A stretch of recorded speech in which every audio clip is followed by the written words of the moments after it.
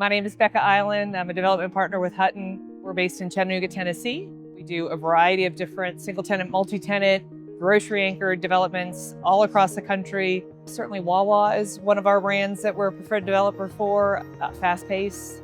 O'Reilly's, AutoZone, ModWash, let's not forget the car wash. We do some grocery anchored, some Publix deals as well. All the QSRs that you can think of, Chick-fil-A, Aldi, just about everybody that the brands that you know and love. Prior to using Kalibrate and getting up to speed with Kalibrate, we just had a lot of different products that we were using to kind of piece together the story of the site, right? Our job is to not only develop the site, but before we can even develop it, we got to tell the story. We got to pitch it, right? We got to say why that market's a good idea.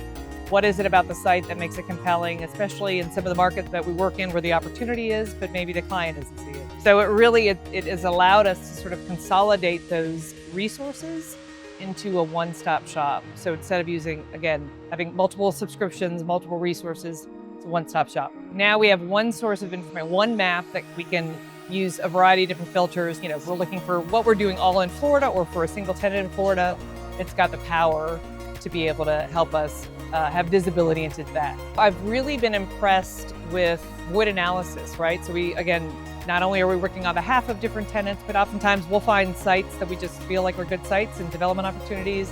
We don't know who we're going to put there. And so KLI has done a great job of just a really robust void analysis to identify not just national tenants, which a lot of the other resources do, but really they hone in on regional and local players that just aren't even on our radar because we're not that familiar with territory. And I think the glory of it too is you're also starting to see synergy amongst our tenants who are using it. And so it's one thing for us to be able to use it internally as a tool, but when you've got tenants that understand what you're presenting and have the expectation that their information be of that caliber as well, then it's a happy place to be.